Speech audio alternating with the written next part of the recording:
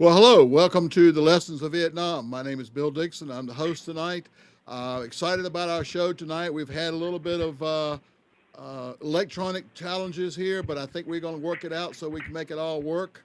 Our guest tonight is actually in Hampstead, North Carolina, down at the coast, right outside of Wilmington, close down. I guess Tony's close over to the Hurricanes, where everybody's got the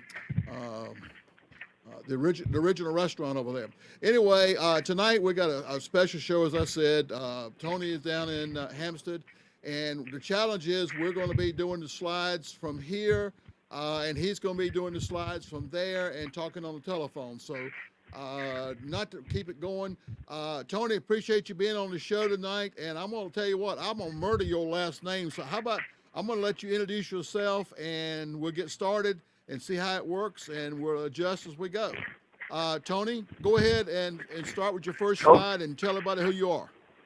hello, Bill. How are you this evening? I'm Tony Mussolino. I'm a service officer, Chapter 885, Vietnam Veterans of America in Wilmington, North Carolina. I was in Vietnam, and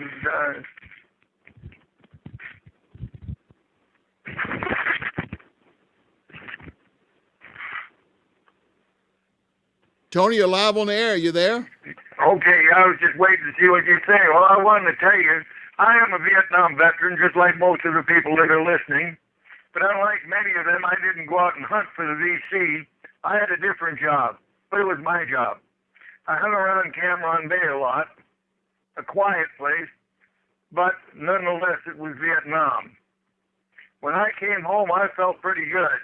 I didn't have to wait around anymore because we had geese around our hooches, and when somebody moved at night, they raised all kinds of hell, and we woke up. And I didn't have to worry about that anymore, and I didn't have to worry about anything else what was going to happen next. I was home, and the battle was over. I felt pretty good. Next. Next.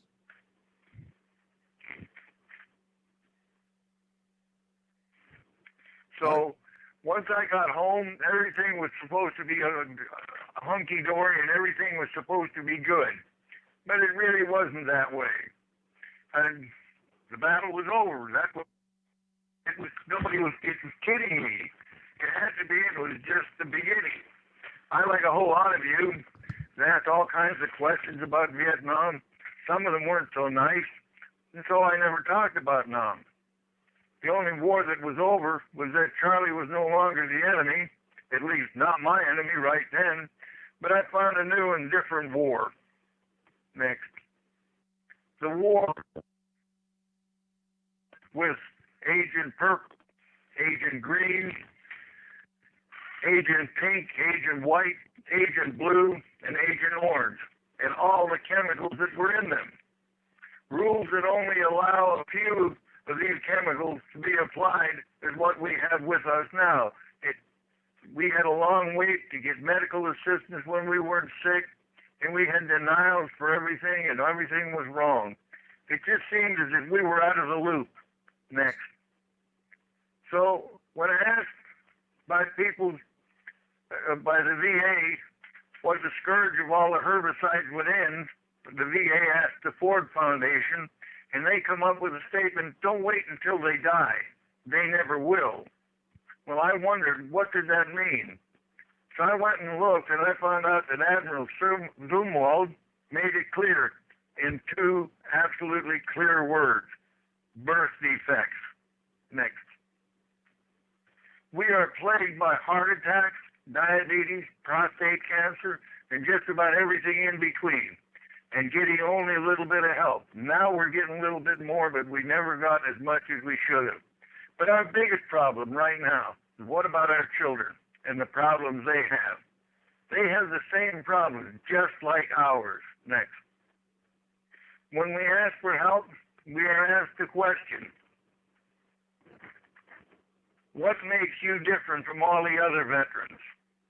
The answer, the others have a name, history, but so do we. Next. In World War I, it was considered the Great War, And those guys had a 90-pound pack on their back, and they were walking with it, and gas masks, fighting from trench to trench. It was a pretty nasty thing. But when they got home, they had a good family, nice-looking kids. Next. In World War II, the greatest generation, they had a problem, a big problem.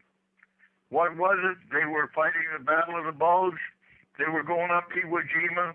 They were watching the atomic bombs go. They were in the Bataan Death March, all of these things. But when they came home, they had good-looking kids and a nice family. Next. In the Korean War, the Forgotten War, as they call it, our guys froze their butts off in the snow. They didn't know where the Chinese were coming from. They didn't know whether it was the Koreans or what. But in 1956, when they went home, they did pretty good. They had good-looking families. Next. Our thing is the Vietnam legacy. The lasting genetic effects of the herbicides used in Vietnam from 61 to 73. Next. There was 15 herbicides used in Vietnam, and they were spread out all over. Next. We knew what they looked like, the rainbow barrels. We had them and we used them to hold water to take showers in, all kinds of things. They were there, and we didn't say much about them because we didn't say much about them. Next. The barrels had a purple band around them, a green band around them, a pink band around them. They were called Agent Purple, Agent Green, and Agent Pink. All of them contained dioxin and other chemicals, and they were sprayed all over. And each one of the chemicals in those containers caused birth defects. And those birth defects are not yet accepted by the VA or the DOD. Next. We also had the Agent Orange barrel and the Agent White barrel. It was common to mix these two agents together in varying proportions. Both of these things cause birth defects, not yet acceptable by the VA or the DOD. Next. Then we had the big boy, Agent Orange 2. It was a formula of everything. Now, the Sloan Laboratories stated the VA blames Agent Orange for all herbicide-exposed conditions because if they recognized them all, it would open up a can of worms. Really, there were 15 herbicides and chemicals used that have been identified.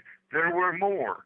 But if the VA recognized them all, we'd have all kinds of more birth defects and illnesses among ourselves. And no matter what we say, these things all cause birth defects and not yet accepted by the VA. Next. Agent Blue, now this is the only one that didn't have dioxin in it. It contained arsenic. It was used to kill rice fields and rice storage facilities. Now, arsenic is a proven cause of bladder cancer, kidney cancer, and stem cell carcinoma. The Institute of Medicine has just recently put bladder cancer on the approved list. Up until now, oh no, it didn't do that. But now they say it did. We have to wait and see when we can start submitting for it. Next. In the beginning, there was confusion in getting help. Why? Because we had no concrete decisions, no real guidelines telling us what we had to do to get our claims processed. We tried, but without full information, claims were not always complete, and they were sent back and forth, and there was delays and confusion and anger. Next. What could we do to get that done, to get the answers we needed? Follow the rules, we were told. But who made the rules and what were they? We all know the stories about claims, but let's take a look at the problems. The first one is we had only an idea of what that was wanted and sent in for the claim. We sent it in and we prayed. We prayed that we had it right. Second, we got asked for more information. What did they mean by that? We thought we sent everything we had. The third was, we went to the QTC. You know, that's the organization that the VA has outsourced to make appointments for us to go and see doctors. Well, we get an appointment and we're told, don't bring medical records with you. They have them there. But when we got there, the doctor or the examiner had little or no records other than to hear what we said and then make a decision based on the QTC questions. That always didn't work. So the fourth was, we waited for all of this to come together for an answer. But sometimes it took a long time. This has now changed. We are about to get help. Next. Beginning with the intent to file a claim. Now, we all heard that you send in a letter to the VA and say, I'm going to submit a claim. The VA would get it. It wasn't a standard form. It was just something written on a piece of paper. And, okay, they'd look at it and they'd say, all right, we'll just file it either in the record or in file 13. It didn't matter. There was no way to keep it. The process was insufficient and led to irregular outcomes.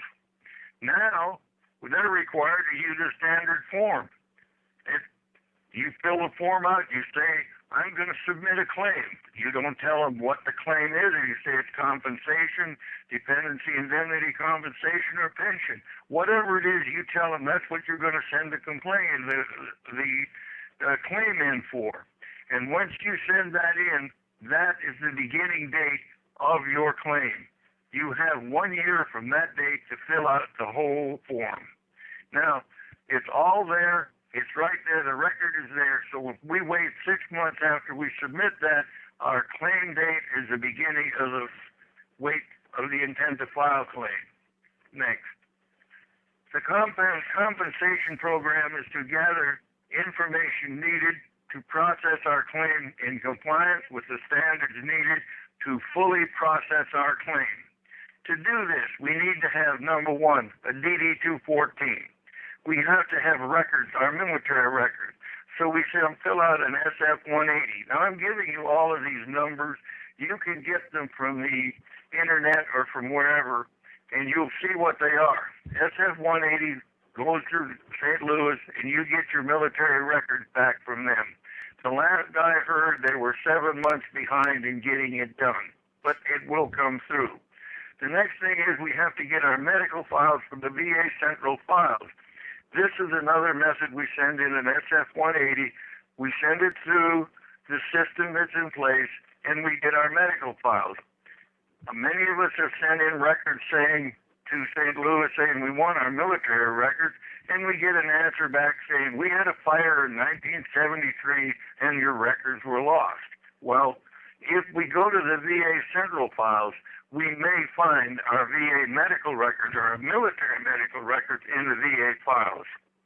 Then once we do that, we have to identify the condition for which we are asking compensation, pension, or DIC. We have to tell them what we want. And finally, in this claim, we have to get medical statements from physicians and or hospitals from them saying what we have now and show what we had when we were in the service. This makes it a pretty good claim, and we have it all together. Next. Once we've got it all together, we submit the claim. It's known as a fully developed claim, and it must contain, as a minimum, the following: your DD-214, the 526EZ. That's the form that you put all the information in, saying what you want, what your thing is, and identify it.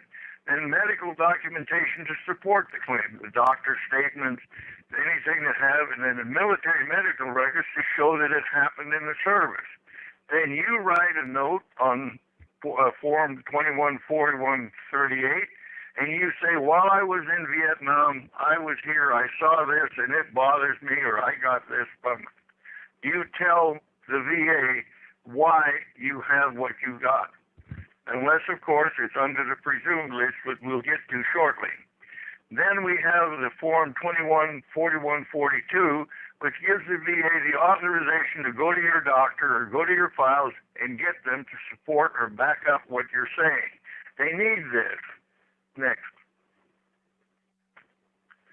Standard forms are now used by everyone, so there is less confusion. Previously, you heard me use the Form 526. Formally, the 526 was a 10-page document. You didn't have to fill it all out to get certain things. Well, now, the 526 is just 10 pages, but there's 8 pages of telling you what you need to have for the claim you're submitting. Now, as I said earlier, we filed an intent to the notice of intent to file, which is a 966. We put that in, but that's all a standard form. The 526 is the application for disability and compensation benefits. This is what you're saying. This is what's wrong with me. This is what happened to me in the service, and here's the proof of it. Now, the 527EZ is an application for pension. Now, how do you get an application for pension?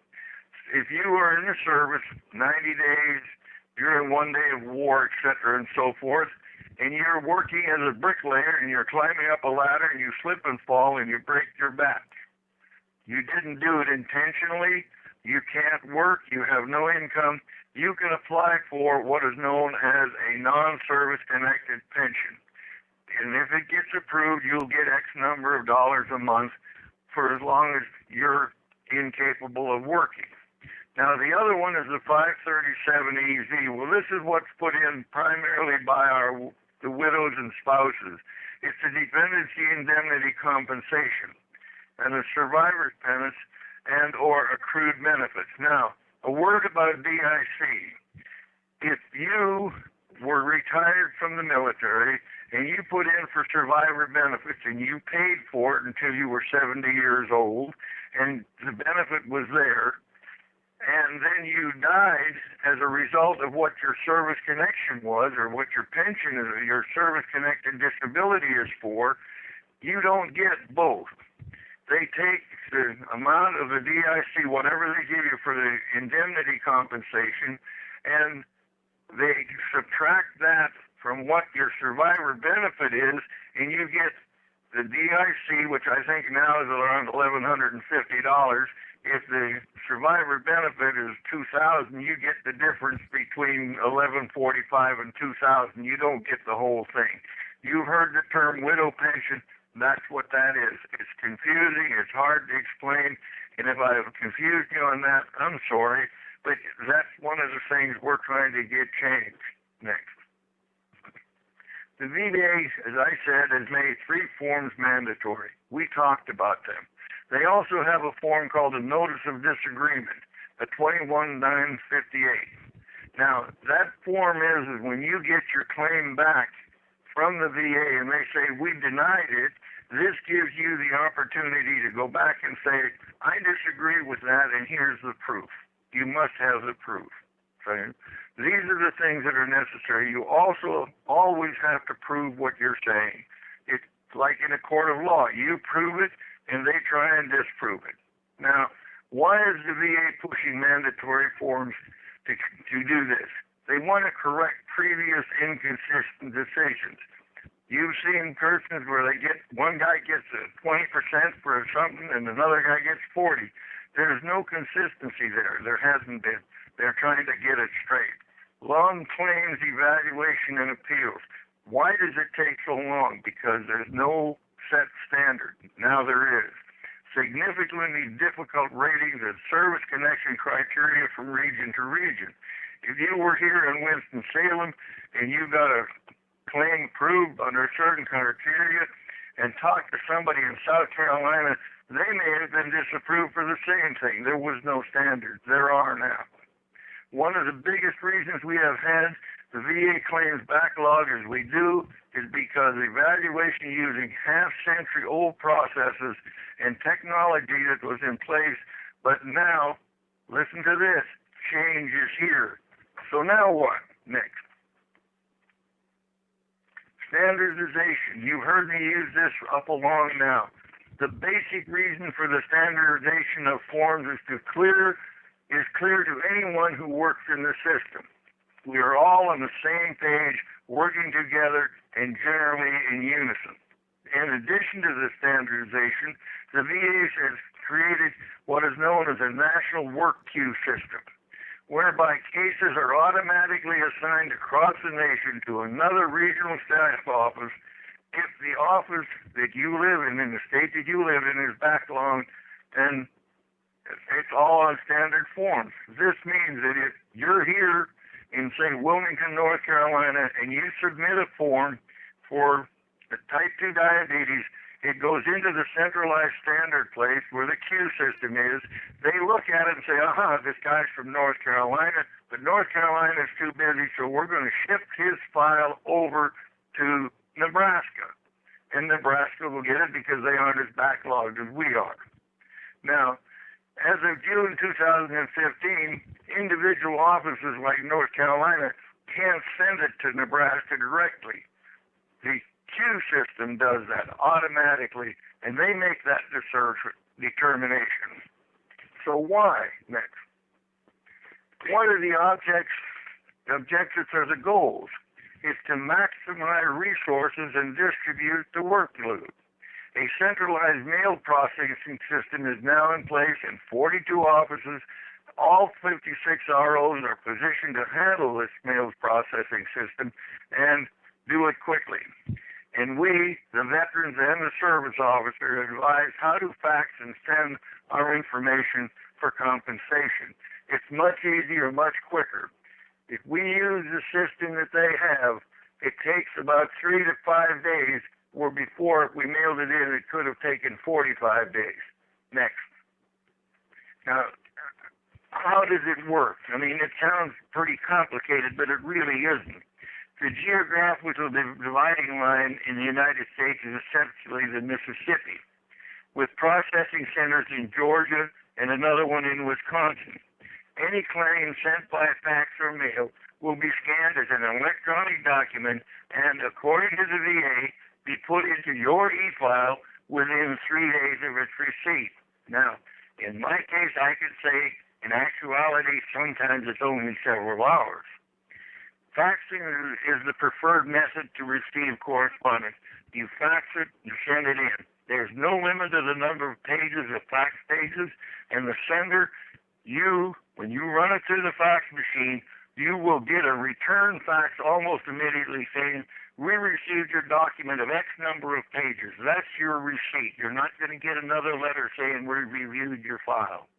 From personal experience, I say this works excellently. Next.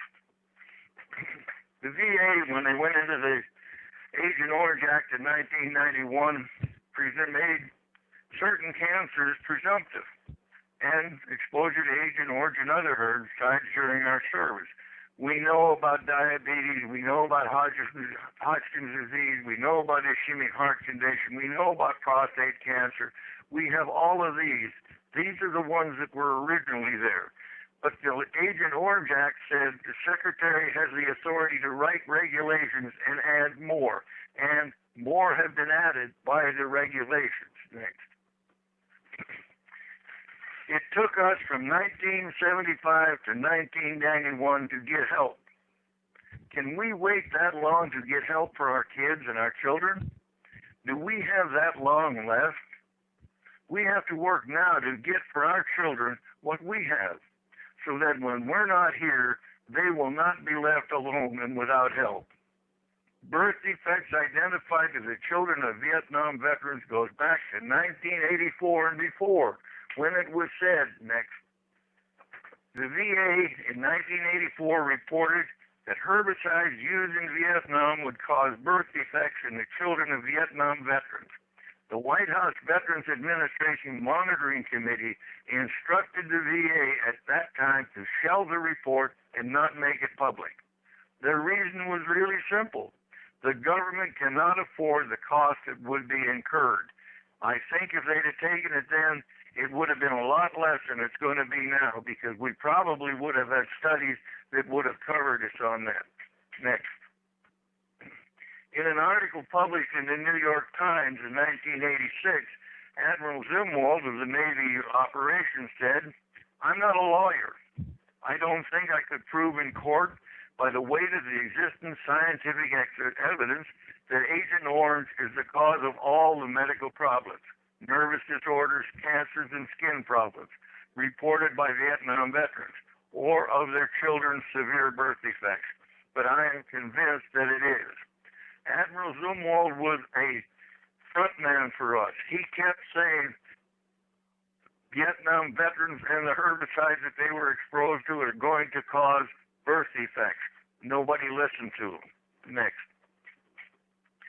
There's an organization called the Children of Vietnam Veterans. It's a health alliance. They're together. They're children of Vietnam veterans.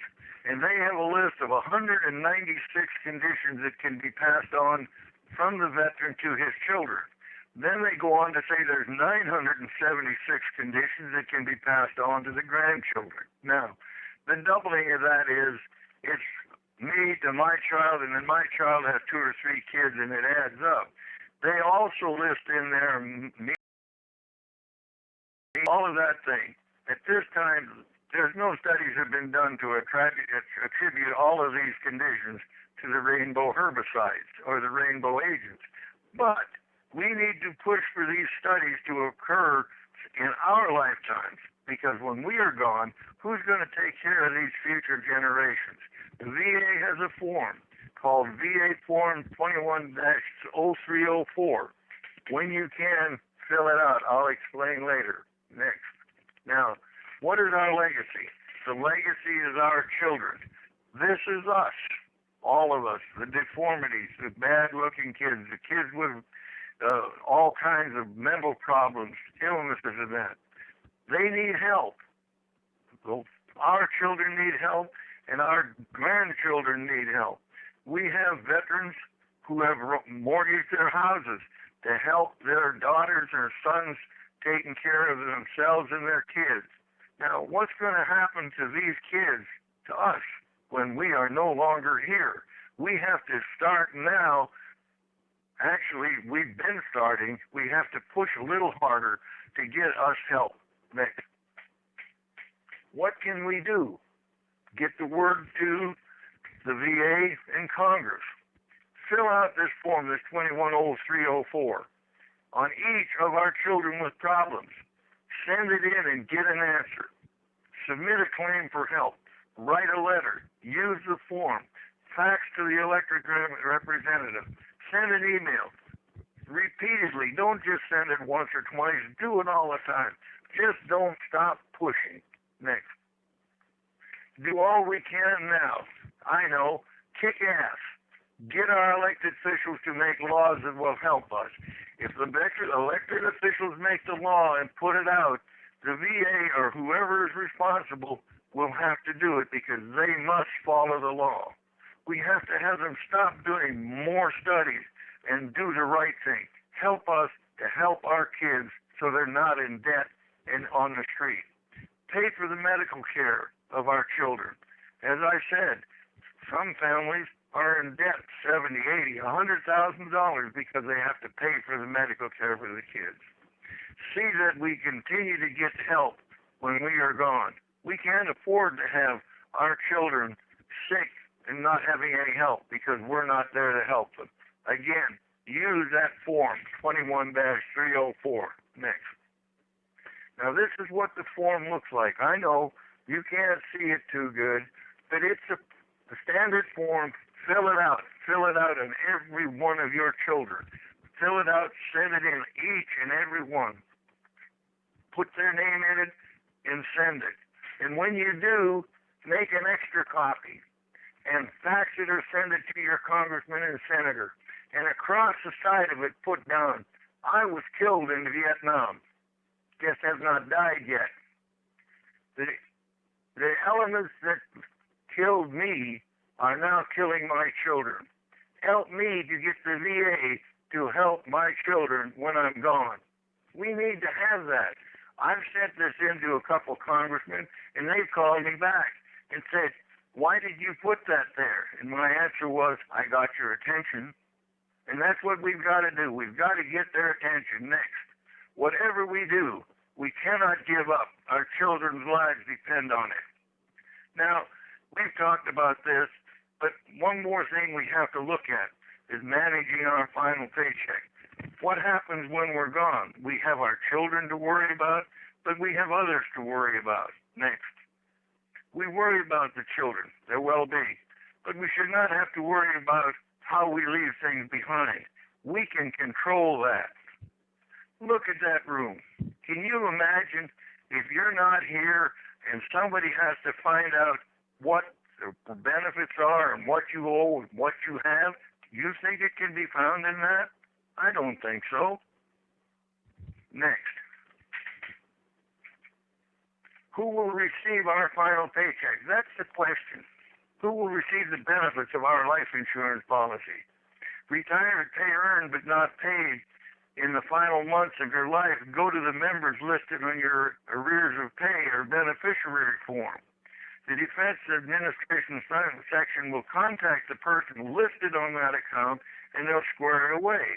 But if you haven't chosen anybody, then it's going to cause a lot of problems and a lot of stress and hardship on your survivors during this already difficult time. Next. What we need to do, if we have military retirement pay, Defense Finance Administration would like us to correct our beneficiary and our arrears of pay designated person every 5 years.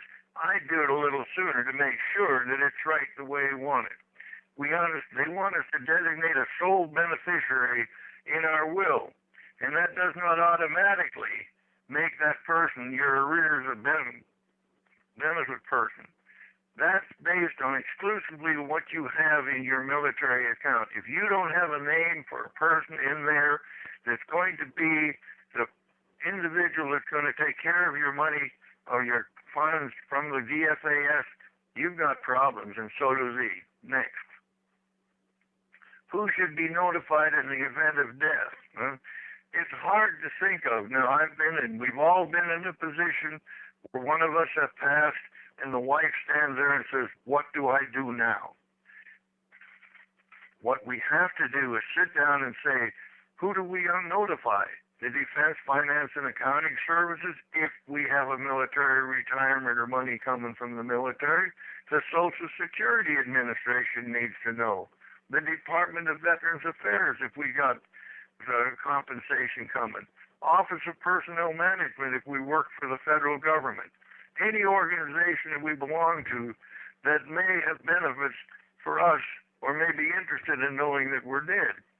And previous employers that may provide benefits. These are basic things that we have to know and have to be able to have. Some of them have time frames. If we wait too long and we get paid for something after we're gone, our dependents or our spouses are going to have to pay it back. Next. These minimal guidelines will make actions to be taken by our loved ones easier in their time of stress.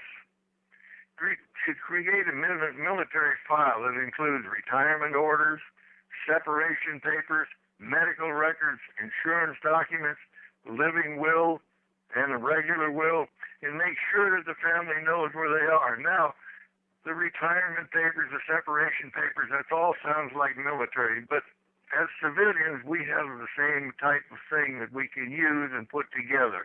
We just have to make sure that we have them and we know where they are. Now, retirement pay files include all your information about your pay, everything that you got. List your deductions. List what office is being used. The name, relationship of the address to person you made the beneficiary, unpaid retired pay. Survivor benefits plan, civil service annuity. All of these things should be listed. Not only saying this is what I have from the VA, but list specifically and leave your VA claim number there. All numbers and anything that can be used to identify it. Create a personal document file, marriage certificates, divorce decrees, adoption, naturalization papers. List all immediate family, children, etc. Birth certificates of everyone in the family. Keep all of this together. That's important information, not only if you pass, but if you need it for other things. Next. Create an income tax file. Now, nobody likes to talk about income, but if you keep a copy of your state and federal income tax returns, list all your deductions, everything, income, and even some that's not subject to taxes. Make sure to comment that it is tax deductible if what you have is not subject to tax. For example, if you're getting a VA pension, it's not taxable. You can list it and show that your family, that's what you've been getting, but they have to know that it is tax deductible and not accounted for. Next. Create a property tax file. All tax bills pertaining to the property, any related information. You may want to add any vehicles or other moving equipment that you have. Remember, when you create a tax file, you put in there, for example, if you own a home in North Carolina and you have 100% disability, you can take that disability and go to your property tax office and get a $40,000 discount on the cost of your property. That saves you tax money. If, when you die, that's there and your wife is on the bill, that deduction remains. So, it's important that you have things like that. Next. Create an insurance policy file. Now, this is the biggest one that we have. Believe me, every policy has somebody on it that's the receiver of the policy. Who's the beneficiary? Now, I've asked at these talks, I said, how many of you have been married before? Oh, 2 or 3 raised their hands. And now, who's the beneficiary of your insurance policy? My wife. Yeah? The next question is, which one? In one instance, the man had been married 3 times. His first wife was still the beneficiary of the policy, and he thought his third wife was it. They had a small discussion about it, but they got that all squared away. See, keep checking that stuff to make sure that it's right. Not only for you, but for your spouse and for others. Make sure that you know who the beneficiary is and it's the beneficiary you want it to be. Next. All bank accounts, joint or individual. List them all. Write them there. Okay? And make sure that if it's a joint account, that there's a limit how much can be used or how much can be spent. Because one individual can take everything if it's a joint account and the other one doesn't know about it. Just make sure that everything is set up and straight, that you are aware of what is going on and how. Next. List all your credit cards. Now that's something. How many people have 8, 10, or 12, and sometimes I know people that have 15 and 20 credit cards. I don't know whether they use them or not, but they have them. We should write down what they are, what their numbers are, who they're with, what we use them for. What's the line of credit? What is the collateral? How often is the line of credit designated? Are both parties identified, and how is it activated? If, example, both parties are listed and only one signature is necessary to get the line of credit, one person can go out and put in hock whatever is going to be there and take the money and leave the other person holding the bag. Be careful with this. I know you don't want to think about it, but it's happened. Next. Some things that we should do to make sure transition is known and necessary to know what's being done for our wishes. Make sure that everybody knows where all of our papers are.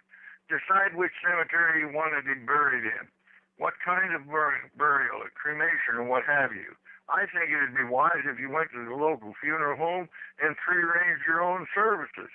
Many states allow you to prepay for services. If you do that, there'll be no additional decision-making by your family to make sure that you have done what you want done. When everything is decided, make sure that your families all are in agreement and have a will drawn up containing your wishes. I mean, let's face it, you put your stuff together, what you want, briefly discuss everything, your will, your trust, living things, and then how it goes. And make sure you have a healthcare surrogate, somebody that can make final decisions for you. And always, always make sure that everybody in the family knows what you want. Next.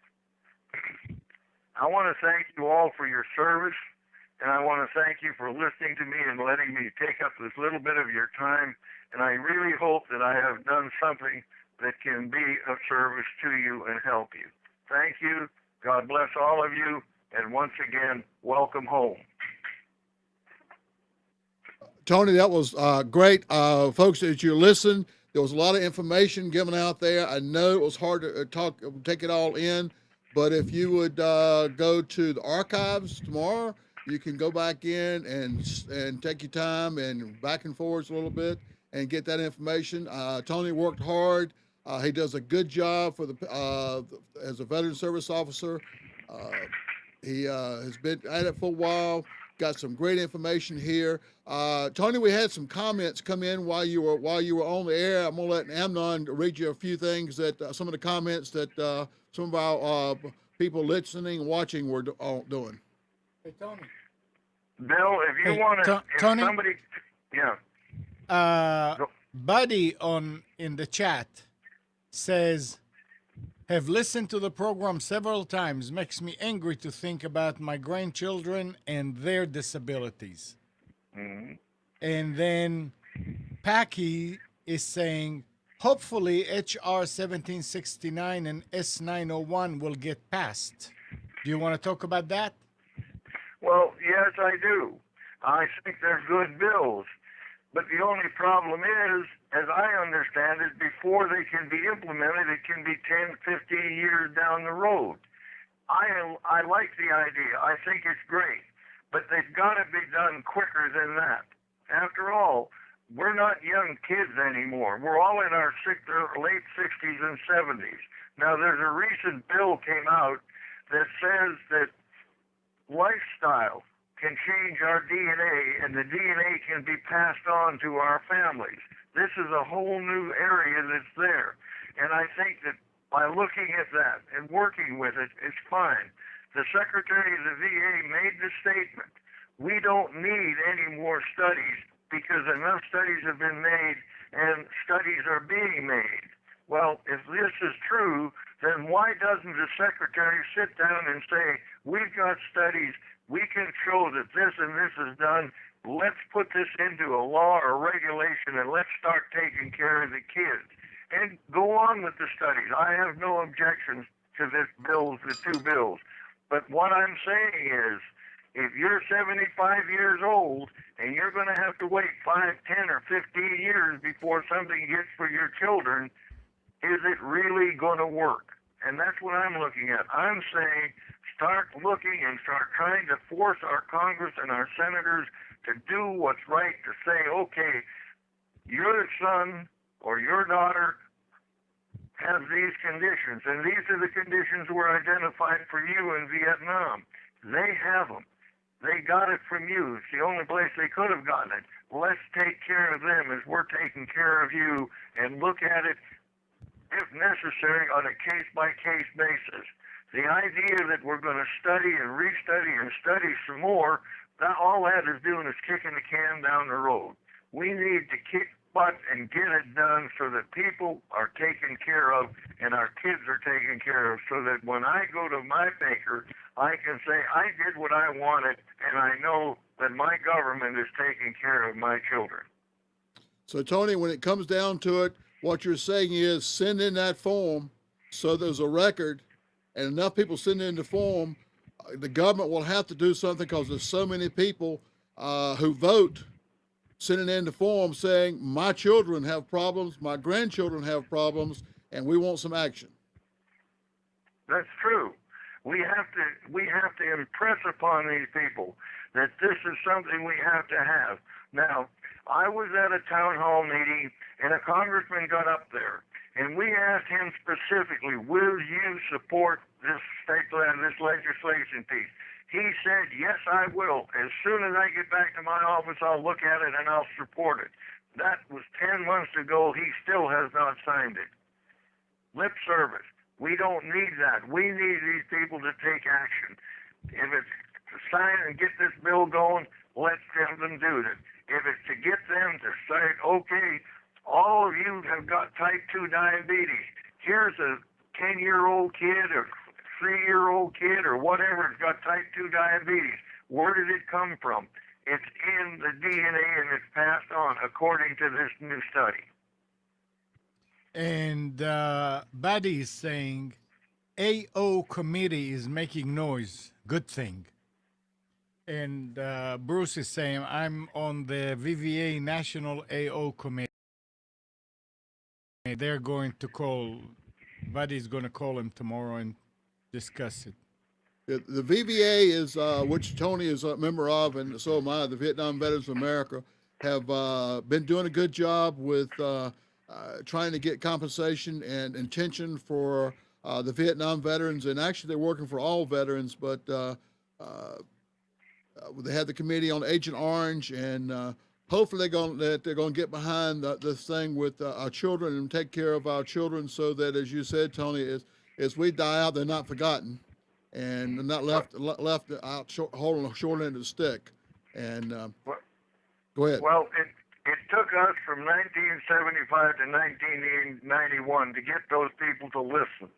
And they started to listen when everybody got together and said, listen to us. This is what's happening. This is the way it is. We can show that this is here. Help us now. And enough pressure was put, and enough people were there pushing people to get it done. And John Rowan and those early guys, they busted their butt to help us. And I want to thank them for that. And they're busting their butts now, but they can't do it alone. Every Vietnam veteran, and every Afghani veteran, and every Iraqi veteran, and every Desert Storm veteran, they had burn pits over there. Those burn pits are killing them and doing a lot of damage to them, the same as it did to us. Get on our congressmen, get on their butts, make them listen and do what's right for us. I mean, the VBA, at least in our office in Wilmington, we work with those other agencies, Desert Storm, and all of them. We try and help them. They have problems too, and we're working together to get it done. But the only way we can do it is to sit together, hold our hands together, and say, we're here. By God, you listen to us and you help us now. Yeah, the Veterans Administration has really made a big change and so forth in how they are treating the soldiers today when it comes to post-traumatic stress. Today, a soldier goes out and he gets in a firefight or whatever. When he goes back to base, he has to meet with a chaplain. He has to meet with a mental health person because they have finally recognized post-traumatic stress problems and are trying to head it off with the young men and women who are serving today. And even 6 months later, they're still going back in and giving them counseling and so forth. So they've learned a lot on Agent Orange and on post-traumatic stress, lots of changes with the government. And it's time they learn something about the chemicals that they have been using against us and do the same thing. Well, I think, and I will repeat this, what the Vietnam Veterans of America say, never again will one veteran abandon another. And we started that, and I was present during Desert Storm when some guys in Washington, D.C. were going to burn an American flag, and some Vietnam veterans on a motorcycle had defied them to do it. And when they got through, they taught that group of people how to fold the flag properly, present it, and salute it. So, I mean, we stood there, we got dumped on when we came home, and we will never allow that to happen again. And that's why I say, let's all band together and start telling our congressmen and senators and these people, we need your help, we need your assistance. Quit sending money to countries that want to kill us. Let's stay home and take care of those that were defending us from being killed. Well, you know, Tony, one of the problems we have is all the different veterans organizations, that they'd all get together, the VFW, American Legion, 40 and 8, DAV, AMVETS, and we could all get together. We have a voting block, but we don't work together. It's hard to even get the organizations to share fundraisers so that we could all support each other. If we could all get the veterans to get together and stand up and say, okay, we're veterans, we have this problem, and we want y'all to solve it, or we're going to elect you, we're going to vote you out of office, I think more would get done, but we just can't get the veterans organizations to work together. Well, I agree with you, and what I don't understand is this, and I hear what you say, and I agree. These veterans organizations don't work together. Let me ask you a question. When you were standing in Vietnam or wherever you were and somebody was shooting at you, did you look to your right or to the left to see who was there? You knew who was there. It might have been a guy that's with the DAV today or a guy with the VFW today or God knows what organization, but we didn't care. We were together. Now, let's try doing that again. I mean, working together in one adhesive organization, we can make things happen and happen quickly. Amen to that. Was there any more comments that you got there? All right. We got a couple more minutes, Tony. Is there anything you want to say before we sign off? Well, all I can say is this.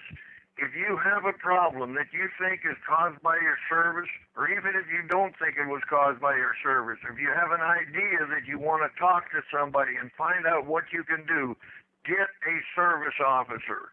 The lawyers say the man who defends himself is a fool. And I'm saying to you this. If you have a a disability problem that looks like it was done in the service, don't defend yourself. Get somebody to stand with you, help you find the rules, help you find the regulations, and help you find what you need to get what you want. The VA is not our enemy. Believe me, I know too many of them. The ones here in North Carolina, the senior people here in North Carolina are fantastic people, but they're caught between the crap and the hard place. They have to do what headquarters tells them to do, what the law tells them to do. And we're down here fighting, and it's not always what the law wants, it's what we want. They are caught in the middle, and we have to give them that much.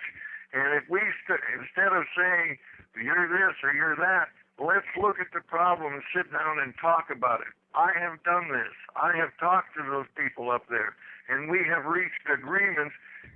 They've told me laws that I didn't know to help me get a claim done.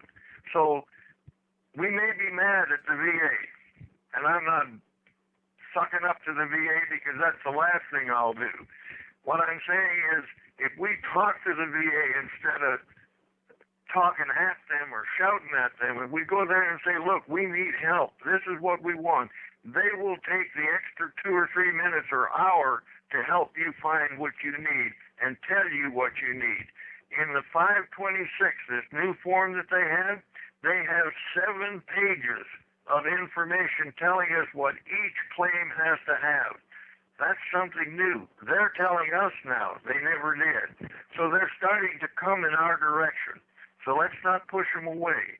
But whatever we do, don't give in and don't stop fighting for ourselves and for, most of all, for our kids. That's all I have to say. And, I'm glad that you allowed me to come on your program and talk. I hope I've helped somebody. If anyone has some other information or questions they want, please have them send them to you, and you know how to get in touch with me, and I'll answer them. All right. Thank you, Tony. Appreciate all this great information, and I'll talk to you later. All right. Thank you, and good night. All right, good and night. Once again, welcome home. Thank you. Welcome home to you. While I've got you on the air there, folks, I wanted to tell you of a fantastic opportunity coming up. April 1st, 2nd, and 3rd is the Vietnam Experience. Now, March 29th is the official Vietnam Veterans Day. There's going to be a ceremony in Wake Forest about noon at the City Hall, and in Cary at the Veterans Park there in Cary on Hanson Avenue. There's going to be a ceremony there at 2 o'clock. But what I really want to tell you about was the Vietnam Experience at the North Carolina History Museum. That's Friday, Saturday, and Sunday. On Friday, there will be displays, weapons, a version of the Vietnam Veterans Wall, memorabilia, and so forth. And then at 7 o'clock that night, there's a play called Etchings in Stone.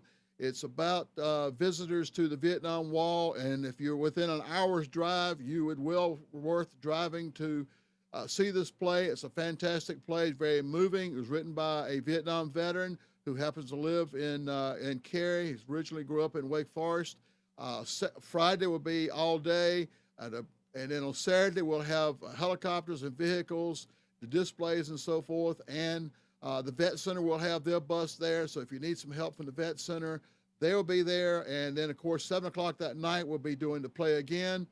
If you want tickets, they're free. If you don't like what you see, I'll double your money back that you spent for the ticket. But come in and see the play. And on Sunday, the play starts at 2 o'clock and we'll go to 4. And the displays will be from 12 to 2. So that's some opportunities for you to go out there and meet Vietnam vets. And if you're already a Vietnam vet, come see some other Vietnam vets, but see a fantastic play. And we're looking forward to seeing you and hearing from you on our next show. And hope you have a great Vietnam Veterans Day on March 29th. And wear your hat so people know who you are. And whenever somebody comes up and says, thank you for your service, be sure and thank them for thanking you. And if you see a veteran out there and you're not a veteran, or if you are a veteran, go up and speak to them and tell them you thank you for their service. And if you got some coins, buy them a Pepsi-Cola. Looking forward to seeing you next show. And again, Tony, thank you very much for being on with this great information. It'll be posted on the archive so you can go back in and see it at your leisure. And if you've got a veteran service officer you've been working with and a claim that's kind of stuck, tell him he needs to come on and on archives and see the show we just did. And if he has any questions whatsoever, he can talk to me, and then I'll get the information to Tony. But that's it. Have a good night, and God bless America.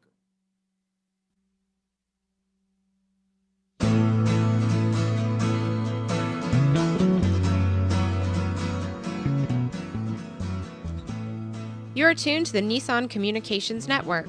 Our weekly lineup of call-in programs includes Computers 2K Now with Amnon Nissan, My Life, My Will with Gisela DiCarlo, The Tanya Love Show, Health In with Debbie Bruck, Breaking Free with Marilyn Shannon, Triangle Be Well with Howard Jacobson, Lunch and Learn with Rabbi Yisrael Cutler, Lessons of Vietnam with NCVVI members, Parent Dome with Ryan Miller, Current Affairs with Amnon Nissan.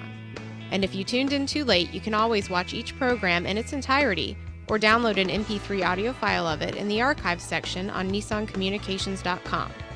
Don't forget to subscribe to our YouTube channel, follow us on Twitter, and like us on Facebook.